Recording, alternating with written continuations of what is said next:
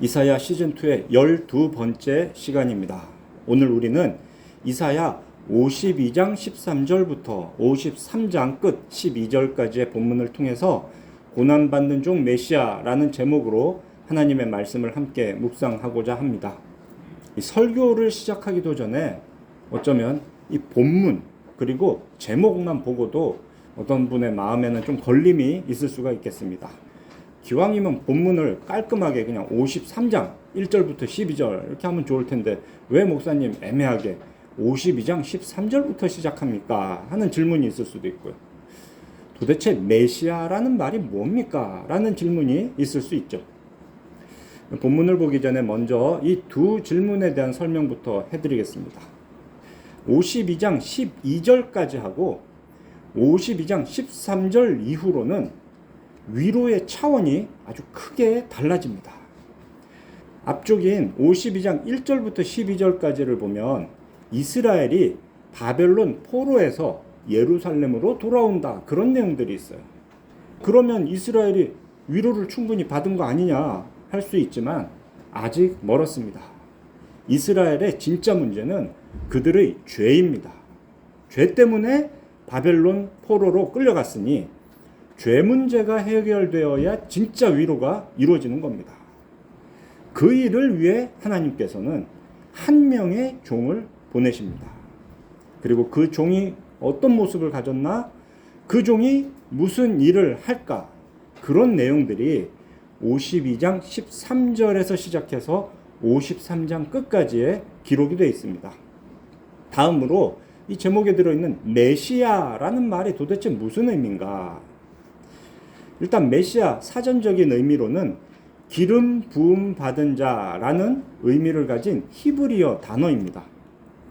메시야라고 아시는 분도 계실 거예요. 실제로 우리 한글에 메시아는 아예 나오지도 않고요. 메시야라는 단어가 딱 2번 나옵니다. 그것도 신약 성경 요한복음에 딱 2번 나오는데 메시아는 안 나오지만 진짜는 메시아가 맞습니다. 히브리어 단어를 읽는 방식은 메시아입니다. 그게 어쩌다 보니 우리나라에서는 한글로 쓸 때 오랫동안 메시야라고 됐어요. 그래서 오늘날은 그냥 메시야라고 해도 틀렸다고는 하지 않습니다. 그렇지만 여러분들은 메시아라고 기억하시면 좋겠습니다. 히브리어 성경에서 실제로 그렇게 메시아라고 돼 있는 걸 전부 한글 성경으로 번역할 때 이렇게 번역을 해버렸어요. 기름 부음 받은 자라고. 그 단어 의미니까 그렇게 번역을 해도 상관없겠지만 문제는 구약에서 메시아를 기름 부음 받은 자라고 번역을 하겠다? 그러면 신약에서 그리스도를 기름 부음 받은 자라고 번역을 했어야 서로가 형평성에 맞는 겁니다. 신약의 그리스도라는 말 자체가 기름 부음 받은 자라는 그 직분을 나타내는 헬라어거든요. 히브리어 메시아를 헬라어로 번역할 때 그리스도라고 바꾼 겁니다. 똑같은 말이에요.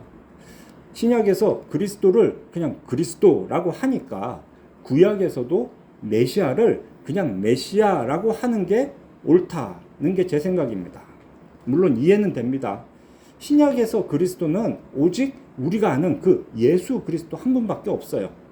그런데 구약에서는 이 메시아라는 직분이 굉장히 많은 사람들한테 사용이 됐습니다. 예를 들어 다윗이 사울 왕을 부를 때 이렇게 불렀어요. 여호와의 기름 부음 받은 자여. 왕을 세울 때 기름을 부어서 임명을 하니까 다윗은 사울 왕에게 그렇게 말했어요. 또 아론과 그의 아들들이 처음 제사장이 될 때도 기름을 부었습니다. 그래서 제사장은 기름 부음 받은 자입니다. 또 엘리야 선지자가 엘리사를 선지자로 세울 때도 기름을 부었다 합니다. 그처럼 구약 성경에서는 왕, 제사장, 선지자들을 세울 때 다 기름을 부었기 때문에 그 사람들을 부를 때 기름 부음 받은 자라고 불렀던 거예요. 메시아라고 불렀던 거죠. 그런데 메시아가 특별하게 사용된 경우가 구약에 또 있습니다. 왕, 선지자, 제사장 역할을 동시에 한 사람이 수행하는 것. 이런 사람을 두고 또 구약 성경에서는 메시아라고 했습니다. 장차 이스라엘을 구원할 사람으로 예언된 그 한 사람의 직분이 바로 메시아인 거죠. 이사야 61장 1절 2절에서 그런 의미를 확인할 수 있습니다. 주 여호와의 영이 내게 내리셨으니 이는 여호와께서 내게 기름을 부으사 가난한 자에게 아름다운 소식을 전하게 하려 하심이라. 이때 이 나는 왕도 아니고요, 제사장도 아니고 선지자도 아닙니다. 한 사람인데 왕, 제사장, 선지자 역할을 다 할 앞으로 올 어떤 사람인 거죠. 그 사람을 메시아라고 했습니다. 그런데 우리 한글 성경에는 기름을 부었다라고 풀어서 설명을 했죠. 이렇게 분명한 오실 구원자의 직분을 말할 때 구약 성경이라면 메시아라는 그런 전문 용어를 그대로 써야 한다, 그렇게 생각합니다. 이처럼 구약에서는 메시아, 신약에서는 그리스도, 이 직분이 중요한 겁니다. 종교개혁의 5대 강령, 5가지 오직을 제가 연속해서 말씀을 드리고 있는데요. 그 안에 보면 오직 그리스도는 있지만 오직 예수라는 말은 없습니다. 옛 언약에서부터 강조된 왕, 제사장, 선지자라는 이 세 역할을 동시에 수행하는 그 메시아, 그리스도라는 직분이 중요하기 때문에 종교개혁 선생님들은 오직 그리스도를 기억하라라고 했던 겁니다. 그러니 구약 성경을 볼 때는 메시아라고 분명히 얘기하고 신약 성경을 볼 때는 그리스도라고 분명히 부르는 것에 우리는 다 익숙해져야 하겠습니다. 오늘 본문에도 메시아라는 말은 나오지 않습니다. 아예 성경에 메시아라는 말 자체가 없어요, 우리 한글 성경은. 그렇지만 여기서 말하는 그 한 명의 종은 분명 메시아입니다.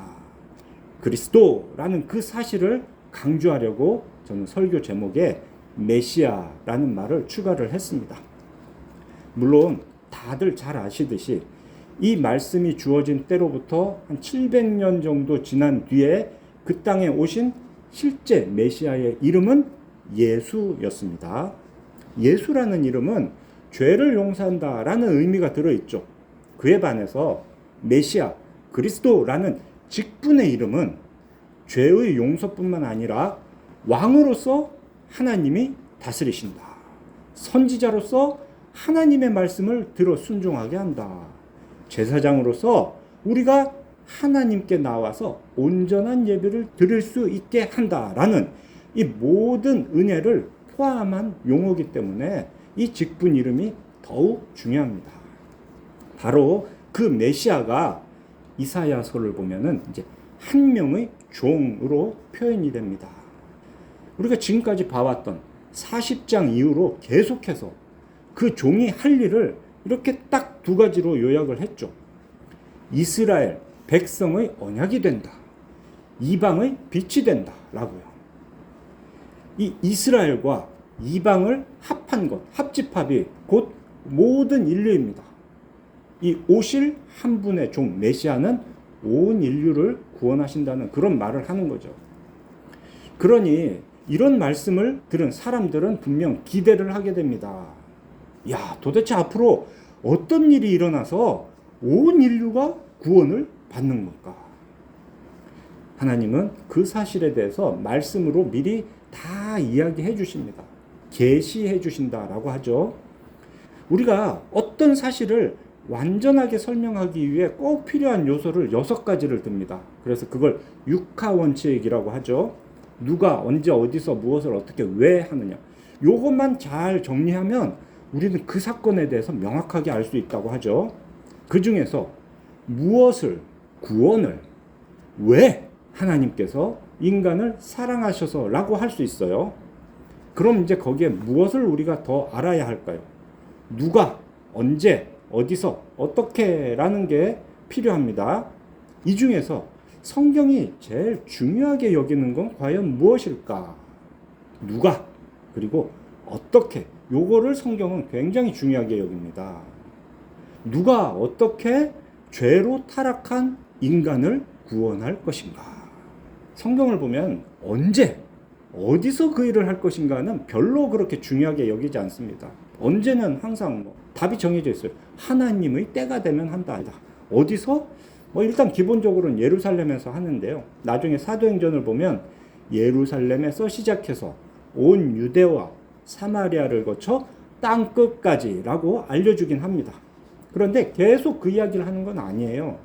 항상 중요하게 여기는 건 누가 어떻게 구원하는가. 첫사람 아담이 죄로 타락한 이후에 하나님께서 그 죄 문제를 해결하시기 위해 맺어주신 첫 번째 언약이 창세기 3장 15절의 원시 언약인데요. 그 이후로 모든 언약의 핵심이 다 그거예요. 누가 어떻게 구원할 것인가. 원시 언약에서는 여자의 후손이 뱀의 머리를 받는다라고 했습니다. 아브라함의 언약에서는 아브라함의 씨가 대적의 성문을 얻는다라고 했죠. 다윗 언약에서는 다윗의 자손이 영원한 왕으로 다스린다 했습니다. 이렇게 언약을 보면 전부 다 누가 할 것인가, 어떻게 할 것인가의 내용들이 들어있어요. 여기에 공통점이 있었습니다. 주보에 제가 그 본문을 실어놨는데요. 우리말로는 누가의 후손이라고도 하고 씨라고도 하고 자손이라고도 하고 아들이라고도 하고 여러 단어로 표현할 수 있는데요. 히브리어 원문에서는 딱 한 단어로만 씁니다. 씨라고요. 단수, 하나의 씨. 이스라엘을 구원할 그 사람. 왕이며 제사장이며 선지자로 오실 분. 그런 의미가 결국 메시아라는 직분 이름으로 표현이 되는 겁니다. 오늘 본문을 통해서 바로 그 메시아가 어떤 모습을 하고 오셔서 어떤 일을 하는가에 대해서 깨닫게 되시기를 바랍니다. 자, 이 노래는 서론, 본론, 결론의 세 부분으로 구성이 되어 있습니다. 먼저 서론이 52장 13절부터 15절까지인데요. 여기서는 고난받는 종 메시아에 대한 개략적인 소개가 담겨 있습니다. 52장 13절 보라 내 종이 형통하리니 받들어 높이 들려서 지극히 존귀하게 되리라. 여러분들 가진 성경책 한번 보세요.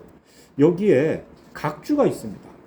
오늘 우리가 읽은 요 52장 13절부터 53장 끝까지 짧은 글인데요. 여기가 성경에서 각주가 제일 많은 곳입니다. 각주가 있다는 게 뭐예요? 보충할 내용들이 있다는 거예요. 주로 이런 겁니다. 지금 성경에는 이렇게 번역해놨지만 사실 원문에는 이렇게 돼 있는 경우입니다 라고 하는 거를 우리 한글 성경은 각주로 추가해놨어요. 13절에서 형통하다라는 말에 각주가 붙어 있는데 그걸 밑에 따라가 보면 이렇게 돼 있습니다. 지혜롭게 행한다라고 설명을 추가하죠. 종이 지혜롭게 뭔가를 행했다라는 말은 그 종에게 맡겨진 일을 잘 끝냈다, 완수했다 그런 의미입니다. 이런 의미로 이 13절을 다시 번역하면 이렇습니다. 보라, 내 종이 자기의 사명을 성공적으로 마칠 것이니 그가 받들어 높이 들려서 지극히 존귀하게 되리라. 실제로 이 노래의 끝인 53장 12절 보면은 그러므로 내가 그에게 존귀한 자와 함께 몫을 받게 하며 강한 자와 함께 탈취한 것. 이 탈취한 건 도둑질한 게 아니고요. 전리품입니다. 전리품을 나누게 하겠다라고 하죠. 이것이 바로 지극히 존귀하게 된다는 다른 표현입니다. 종의 노래의 첫 줄에 그 종의 사역의 결과가 다 달려 있는 겁니다. 그러면 이처럼 시작과 끝의 존귀하게 된다라는 말 사이에는 무슨 내용들이 들어있는가? 그의 모습은 어떤가? 사람들은 그를 어떻게 대하는가? 그가 어떻게 해서 그처럼 높아지게 되는가? 이런 내용들이 이제 들어있는 거죠. 먼저 그의 모습은 어떤가? 를 말할 것 같은데 그보다 우선 그가 아니라 이스라엘의 모습을 말해줍니다. 52장 14절 전에는 그의 모습이 상하여서 많은 사람들이 그에 대해 놀랐다 하죠. 우리가 그냥 이거 읽으면 이 그가 메시아인가 보다 하겠지만 아닙니다. 이 번역이 잘못된 거예요. 아직은 메시아에 대한 기록이 아니고요. 여기에도 각주가 있습니다. 그에 대하여 놀랐거니와 여기 그의 각주가 있죠. 그 각주 따라가 보면은 원래는 너라고 합니다. 3인칭이 아니라 2인칭이었던 거예요. 그러니까 이 이야기를 듣고 있는 이스라엘 민족을 말하는 겁니다. 이런 의미입니다. 전에는 그러니까 이스라엘 민족이 바벨론 포로가 되어서 잡혀갔을 때는 많은 이방 사람들이 이스라엘 너희의 상한 모습에 놀랐었다라는 거예요. 이스라엘이 누굽니까? 애굽을 무너뜨리고 가나안을 정복했던 민족입니다.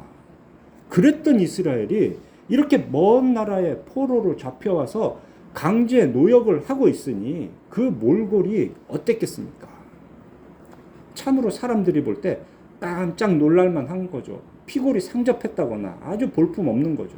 그런데 그런 노예 상태의 이스라엘 모습보다 더 놀랄 일이 있다고 말을 꺼내는 거예요. 14절 끝이 이렇게 되어 있죠. 너희 이스라엘에 대하여 놀랐거니와 라고요. 사람들이 너희 이스라엘의 모습을 보고 놀란 건 아무것도 아닙니다. 그보다 더 놀랄 일이 있는 거예요. 그것이 바로 하나님의 종의 모습입니다. 15절 내가 보낼 그 한 명의 종 그가 나라들을 놀라게 할 것이며 라고 하죠. 여기도 각주가 붙어 있어요. 그 설명을 따라가 보면 이렇게 되어 있습니다. 열방에 뿌릴 것이며. 너희를 놀라게 한다는 게 잘못된 번역이고 자기들도 안다는 거예요. 이 대한성서공회도 열방에 뿌린다라는 게 원래 의미라는 거죠. 무엇을 뿌린다는 건지는 명확하지 않지만 여기서 뿌린다라고 번역된 이 원문은 제사장이 정결하게 하기 위해서 제물의 피를 뿌리는 그런 일을 할 때 사용된 동사 그대로입니다. 그 뿌린다를 여기에 쓰고 있어요. 그러니 다시 보면 하나님께서 보내실 종 메시아는 열방에 뭔가를 뿌려서 그들을 정결하게 한다는 거예요. 아마도 피겠죠. 피를 뿌려 정결하게 할 것이고 그럴 때 열방의 왕들은 놀라서 입을 다물 것이다. 말도 못할 것이다. 그들이 처음 보는 일을 보고 처음 듣는 일을 깨닫게 될 것이기 때문입니다. 훗날 사도 바울이 신약성경 로마서 15장 21절에 바로 이 구절을 인용합니다. 뭘 할 때 그 구절을 인용했나를 보면 이 말이 무슨 의미인가 이런 걸 알 수가 있죠. 기록된 바 주의 소식을 받지 못한 자들이 볼 것이요 듣지 못한 자들이 깨달으리라 함과 같으니라. 바로 이 구절을 신약성경에서 바울이 인용해서 표현을 했습니다. 그 상황이 뭔가를 보니 사도 바울은 나는 복음을 전하는데 이미 그리스도의 이름을 부르는 곳, 그리스도의 복음이 전파된 곳에서는 더 이상 복음을 전하지 않고 아직 복음을 듣지 못한 지역에 가서 내가 복음을 전하겠다. 그런 이야기를 로마 사람들에게 편지를 쓰고 있는 거예요. 결심을 하는 거죠. 남이 이미 개척한 지역에서는 개척하지 않겠다. 그런 이야기인 거죠. 복음을 못 듣던 사람이 처음으로 듣게 되는 그 일에 힘쓰겠다라는 겁니다. 모세 언약에 따라서 나라들의 제사장이 되어야 하는 게 이스라엘 백성의 의무였습니다. 그런데 그들은 그 사명을 실패했어요. 한 명의 종은 그 사명을 이루게 될 것입니다. 그렇게 해서 하나님을 알지 못하던 그런 열방의 왕들이 그 종을 통해서 하나님을 알게 될 것이다. 그 얘기를 지금 하고 있는 겁니다. 자, 여기까지가 서론이었고요. 이제 도대체 그처럼 놀라운 일이 뭐냐? 이것이 바로 본론의 내용입니다. 53장 1절이 이렇게 시작합니다. 우리가 말한 것을 누가 믿었느냐? 여호와의 팔이 누구에게 나타났느냐? 여기도 말한 것을 보면 거기에 또 각주가 붙어 있어요. 근데 말한 게 아니라 완전 반대입니다. 들은 것이 진짜 의미입니다. 라고 각주에 설명을 해놨어요. 열왕들이 앞에서 들었던 것, 한 종에 대한 말을 누가 믿었느냐? 여호와의 팔은 능력이죠. 여호와의 능력이 누구에게 나타났느냐? 이 말은 누가 믿고 구원을 얻을 수 있겠느냐라는 의미입니다. 들을 수는 있어요. 그런데 들을 때 믿고 구원을 얻는 것은 사람이 자기 힘으로 하는 게 아닙니다. 여호와의 팔, 여호와의 능력으로 되는 일이라는 거죠. 누군가가 복음을 듣고 믿어서 구원을 얻는다는 것은 전적으로 하나님의 주권적인 일이다라는 것을 이 노래 처음에서 강조하는 겁니다. 그 뒤로 이제 그 한 종에 대한 구체적인 내용이 묘사가 되는데요. 먼저는 그 종의 외모를 말합니다. 그 외모가 얼마나 초라했는가. 진짜 놀랍더라. 2절, 그는 연한 순 같다. 마른 땅에서 나온 뿌리가 아니고 여기도 각주가 있는데요. 줄기와 같다. 마른 땅에서 나온 줄기와 같다. 고운 모양도 없고 풍채도 없다. 그만큼 우리가 보기에 흠모할 만한 아름다운 것이 없도다. 그 종은 화려한 꽃도 아니고요. 높이 솟은 나무도 아니고요. 그냥 연한 순 같고 마른 땅에 겨우 나온 줄기 같은 모습을 합니다. 그러니 누가 귀하게 여기겠습니까? 그래서 3절, 그는 멸시를 받아 사람들에게 버림받았으며 간고를 많이 겪었으며 질고를 아는 자라. 간고라는 말은 인간의 어떤 근본적인 연약함입니다. 질고는 질병이에요. 그러니까 간고는 어떤 마음의 연약함, 질고는 육체의 병으로 인한 연약함, 이런 의미로 보시면 됩니다. 4절 앞부분에도 이 똑같은 단어가 대칭적으로 반복이 됩니다. 우리의 질고가 질병이고요. 우리의 슬픔이 간고, 연약함과 똑같은 단어입니다. 고운 모양도 풍채도 없고 초라한 외모에 마음은 연약하고 몸은 병약한 그 종을 사람들이 어떻게 보겠습니까? 사람들은 그를 멸시하고 그를 버립니다.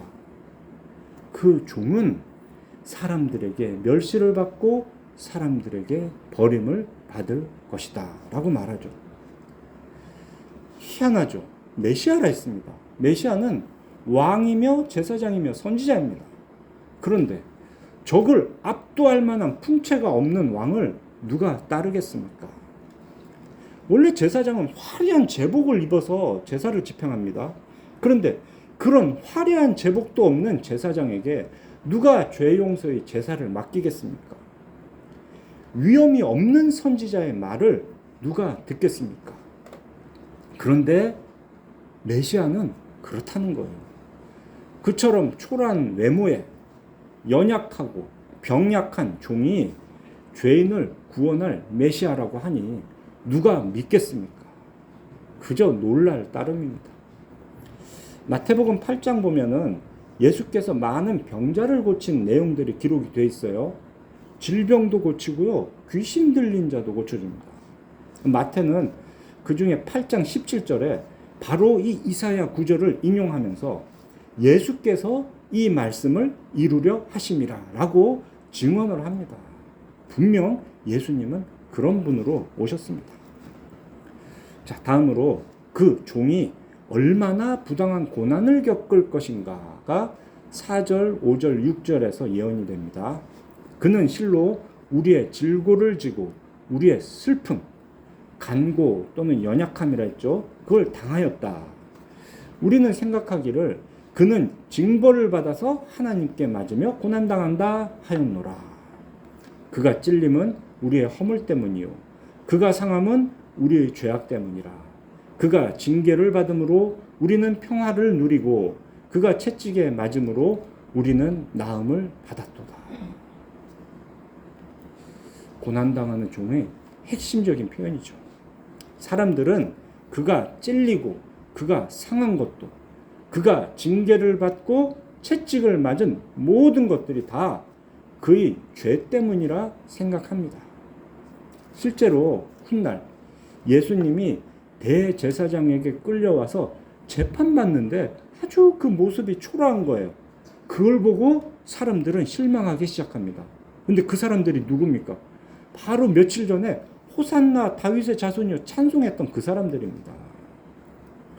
그들은 빌라도 앞에서 떳떳하게 자신을 변호하지 않는 그 종의 모습을 보고는 이제 그를 십자가에 못 박으라 소리를 쳤습니다.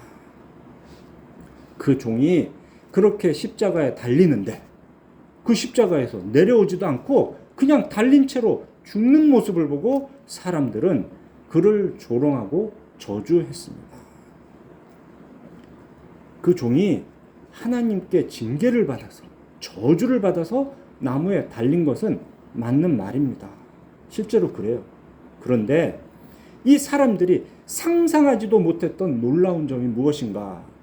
그가 자기 자신의 죄 때문이 아니라 바로 그 사람들의 죄를 대신 담당해서 그 저주를 받았다라는 사실입니다. 그는 말도 안 되게 부당한 고난을 겪는 겁니다. 7절과 8절은 그처럼 부당한 고난에 종이 얼마나 순종했는가를 보여줍니다. 마치 도수장으로 끌려가는 어린 양같이, 털 깎는 자 앞에서 잠잠한 양같이 그는 곤욕을 당할 때도 입을 열지 않았습니다. 앞서 6절 보면은 똑같이 양의 비유를 합니다. 우리가 다 양 같다, 사람이. 그런데 7절에서는 그 한 명의 종이 양 같다. 이 둘 다 양에 비유하는데 큰 차이가 있죠. 앞에서 우리가 사람이 다 양 같다라는 것은 어리석기가 양 같다는 거고요. 뒤에서 그 종이 양과 같다라는 것은 순종함이 양과 같다라는 거죠. 8절 그렇게 곤욕과 신문을 당하고 끌려갔는데도 아무 말도 하지 않으니까 마땅히 형벌받을 내 백성의 허물 때문이라고 누가 생각이나 하겠습니까? 이처럼 죽기까지 인내하며 순종하는 모습이 참으로 놀라운 겁니다. 이 8절 중간에 또 어려운 말이 있는데요. 그 세대 중에 누가 생각하기를 이라는 구절이 있죠. 이것은 누가 그의 후손을 생각이냐 했겠냐 이런 의미입니다. 후손이란 말은 바로 뒤에 10절에 보면 이제 씨라는 말이 나오는데 이거와 연결이 돼요. 잘 기억해 두시기 바랍니다. 자, 그렇게 당한 고난의 결과가 9절인데요. 이것도 또 원문대로 다시 번역하면 이렇게 됩니다. 잘 들어보세요. 그는 악한 자와 함께 무덤이 정해졌다. 그러나 그의 죽음, 시체는 부자와 함께 있게 되었다. 왜냐하면 그는 어떤 악행도 행하지 않았고 그의 입술에는 어떤 거짓도 없었기 때문이다. 여기서 부자는 부정적인 나쁜 사람이라는 의미로 쓰인 게 아닙니다. 예수님의 시신을 자기 새 무덤에다 넣은 아리마대 사람 요셉이라는 사람이 있어요. 그는 부자였고요. 그는 존귀한 공회원이라고 소개가 됩니다. 그래서 9절에서 그가 죽은 후에 부자와 함께 있었다라는 말은 그처럼 그가 존귀해졌다라는 것을 의미하는 겁니다. 이제 10절 이후로 이 종의 노래가 결론에 이르는데요. 그가 당한 고난의 의미가 무엇인가? 그의 영혼을 속건 제물로 드리기에 이르면 그가 씨를 보게 되며 그의 날은 길 것이요 또 그의 손으로 여호와께서 기뻐하시는 뜻을 성취하리라. 속건 제물로 드린다 했는데요.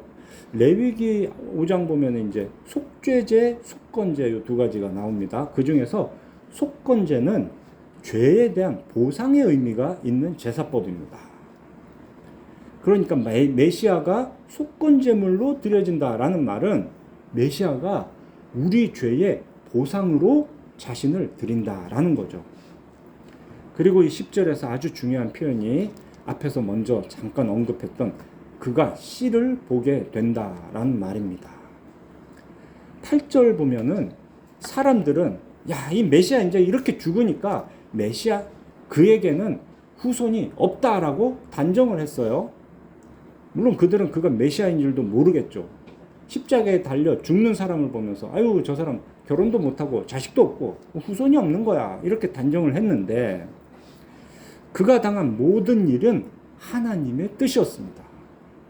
그래서 그렇게 죽임을 당한 그가 씨를 보게 된다는 거예요. 결혼도 안 하고 자식도 못 낳았는데 후손을 보게 된다라는 말을 미리 하는 겁니다. 그의 날은 길 것이고 여호와의 기뻐하시는 뜻을 그는 고난을 통해서 성취하게 되는 거죠.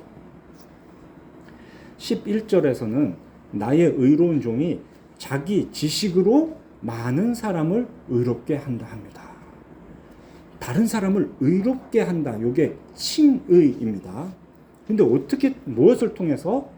자기 지식을 통해서. 의로운 종은 자기 지식을 통해서라고 하는데, 그 자기 지식이라는 것은 그 종을 아는 지식입니다. 그 종에 대한 지식을 알게 되는 것. 그걸 통해서 사람이 의롭게 된다고 합니다. 이것을 깨닫게 하기 위해서 분명 종은 앞서 50장 4절에서 말한 그런 학자의 혀를 가져야 하는 거죠. 사람은 자신의 죄를 대신해 죽으신 그 그리스도 메시아를 아는 것을 통해서, 그러니까 귀로 듣고 믿는 것을 통해서 의롭다고 인정을 받습니다. 칭의의 원리가 여기서 나오는 겁니다. 그렇게 많은 사람을 의롭게 하는 것이 곧 존귀한 자와 함께 몫을 받는 것이고요. 강한 자와 함께 탈취한 것, 전리품을 나눠 갖는 겁니다. 그의 죽음은 무가치한 게 아니었어요. 그는 이처럼 많은 것을 얻게 됩니다. 그런데 그 많은 게 무엇입니까? 돈, 재물, 명예, 부귀가 아닙니다. 사람을 얻게 되는 거예요. 의로운 사람들을 얻게 됩니다. 결국 예수 그리스도를 믿어서 구원받은 사람들을 우리는 예수 그리스도의 씨다 이렇게 말하는 거예요. 예수 그리스도의 후손이다. 우리가 바로 예수 그리스도의 씨이고 후손인 겁니다. 구약성경 전체가 말하는 것의 가장 중요한 부분이 바로 이것입니다.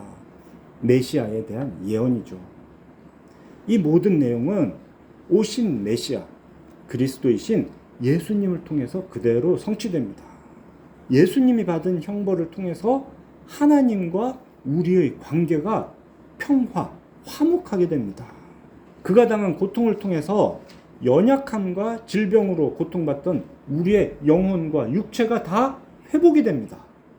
변명하지 않고 묵묵히 곤욕과 심판을 당하고 끌려갔던 그는 우리에게 완전한 순종의 본이 되십니다. 그분이 전해주신 그 말씀을 통해서 우리는 그분을 믿어 하나님의 자녀가 됩니다. 이렇게 된 모든 것이 다 전적으로 하나님의 주권적인 역사에 의해 이루어지는 거죠. 1절에서 보듯이 우리가 들은 것을 믿게 되는 것 자체가 전적으로 하나님의 능력인 겁니다. 5절, 그가 징계를 받음으로 우리는 평화를 누리게 되었고 그가 채찍에 맞음으로 우리는 나음을 받았습니다. 평화, 화평, 화목, 이것이 곧 하나님과 관계가 회복되는 걸 말하는 거예요. 그리고 6절에는 개혁주의 신학의 기본 원리가 다 들어 있습니다. 신학의 아주 중요한 요소가 하나님이 어떤 분인가? 신론. 인간은 어떤 존재인가? 인간론. 우리의 구원, 그리스도가 어떤 분인가? 기독론. 이런 게 신학의 아주 중요한 요소거든요. 먼저 인간론이 이렇게 되어 있습니다. 우리는 다 양 같아서 그릇 행하며 각기 제 갈 길로 갔다. 우리 개혁주의 신학의 기본은 인간은 전적으로 타락했다. 모든 분야가 다 타락한 게 인간이다라고 말합니다. 그래서 인간의 어떤 부분도 자신을 구원하는 데 사용될 게 없다라는 거예요. 다음 이제 신론입니다. 여호와께서는 우리 모두의 죄악을 그에게 담당시키셨도다. 주권자이신 삼위일체 하나님께서 전적으로 타락한 인간에 대한 구원 계획을 세우시고 이루시는 거죠. 근데 그 핵심이 무엇이냐? 기독론이에요. 바로 메시아 그리스도께서 인간의 죄를 대신 지는 겁니다. 이렇게 한 줄의 말에 신론, 기독론, 인간론이 다 들어 있습니다. 이런 중요한 말씀을 오늘 우리가 함께 묵상을 했습니다. 사랑하는 우리 필그림교회 성도 여러분, 고난받는 종, 메시아에 대한 이사야서의 모든 말씀이 다 예수 그리스도를 통해 이루어졌다라는 것을 우린 분명히 알 수 있습니다. 메시아 그리스도이신 예수께서 성령을 보내셔 이 땅에 세우신 교회는 바로 그 메시아의 몸입니다. 교회로 부름받아서 새 생명을 얻은 우리는 바로 그리스도의 지체입니다. 그렇다면 이 교회는, 우리 성도는 어떤 모습을 가져야 하겠습니까? 크고 웅장한 압도적인 건물을 가져야 할까요? 우리는 다 화려한 옷을 입고 높은 곳에 앉아서 세상을 이끄는 사람이 되어야 할까요? 오늘 본문에서 보았던 고난받는 종 메시아의 모습은 전혀 그렇지 않았어요. 그리스도의 몸된 교회는 그 겉모양으로 사람들을 놀라게 해서는 안 됩니다. 그리스도의 씨, 후손이 된 성도는 자기의 능력으로 세상 사람들의 관심을 끌어서는 안 됩니다. 나의 의로운 종은 오직 자기 지식으로 합니다. 자신에 대한 지식, 그리스도에 대한 지식으로 많은 사람을 의롭게 한다 했습니다. 우리를 위해 죽으시고 부활하신 그 메시아를 학자의 혀로 정확하게 전하는 것이 바로 교회가 할 일이고요, 성도가 할 일입니다. 공예배 중에 행해지는 설교를 통해서 진리의 말씀을 귀로 듣고, 또 성찬을 통해서 그 진리의 말씀을 눈으로 보고 몸으로 체화하는 것, 그렇게 우리가 의로워지는 거예요. 교회는 오직 이 일을 묵묵하게 해야 합니다. 질그릇에 복음이 담겨 있으면 사람들은 분명 그 복음의 빛에 집중할 수 있습니다. 그런데 이 그릇이 질그릇이 아니고 값비싼 보석으로 만들어져 있다면 어떻겠습니까? 사람들은 그냥 그 그릇을 가지려고 하지 그 안에 담겨 있는 복음, 빛은 보지도 않을 겁니다. 구원의 계획을 언약으로 맺어주시고 그 언약을 성실히 이루시고 마침내 열방의 빛으로 비추신 삼위 하나님의 은혜에 감사하며 날마다 말씀과 기도에 힘쓰는 주의 백성 되시기를 삼위일체 하나님의 이름으로 축원합니다.